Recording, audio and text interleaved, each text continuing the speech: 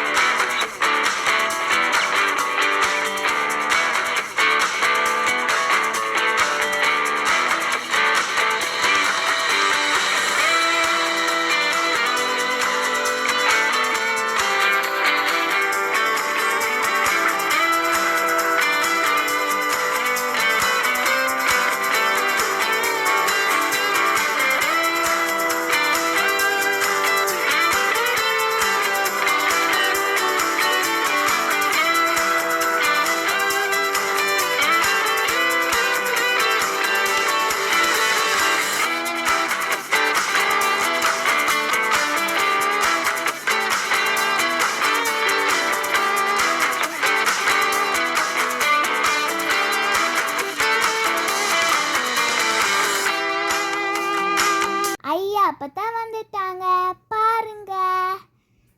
நாங்கள் வீட்டுக்கு கிளம்புறோம்.